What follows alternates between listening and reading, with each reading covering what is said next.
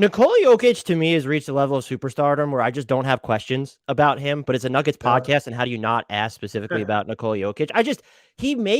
There's just no spicy take anymore for me. I even was thinking he True. might be one of the most underrated crunch time guys in NBA history. And Yeah. that just doesn't even feel hyperbolic anymore.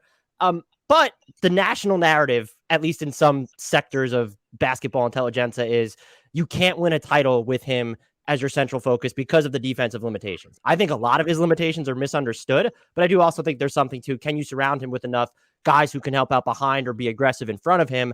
Do you one, buy into that concern? And two, with the additions of Brown, KCP, you have Gordon, even Davon Reed just sort of floating around here.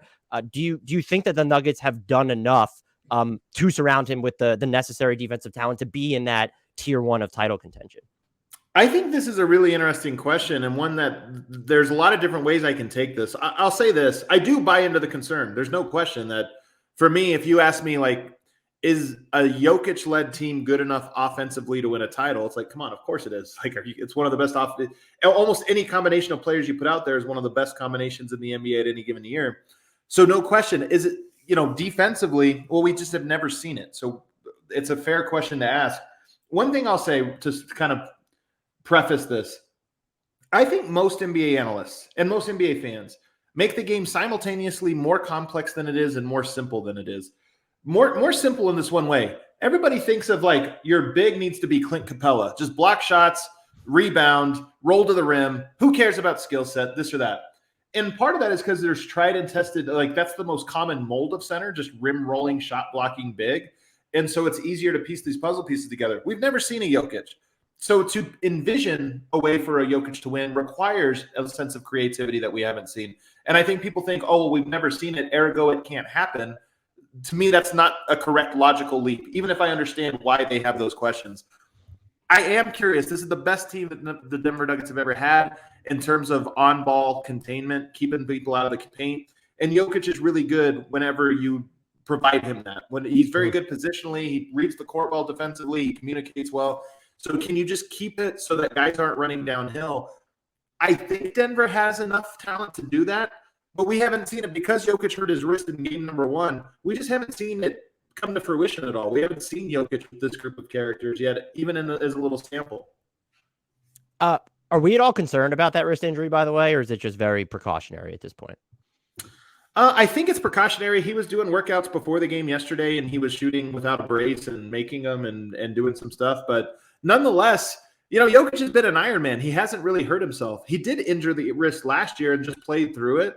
So maybe it's the same injury and maybe it's going to be the same result. Okay, maybe he shoots fewer threes this year or something, but we don't really talk about it at any point. But the fact of the matter is this team has not won games without Jokic in the last 7 years. I think you could count on one hand the total number of games they've won without Jokic in 7 seasons. So if he were to miss even just a 2-week period, especially with Murray and Porter coming back, it would be a pretty big deal. I think it's kind of a big deal that he's missing so much of camp because you wanted to get at least a few practice reps of all of these guys on the court together. There's 2 games left. Maybe we get him then. But so I would say I'm not panicked about it, but it definitely is a thing that could affect the season in a major way. I will say I was more dismissive of the defensive concerns than you just were, like leading into before training camp, because you look at the minutes that Murray, MPJ, and Jokic played together in 2020, 2021, they were in those lineups from the 70th percentile of defensive efficiency.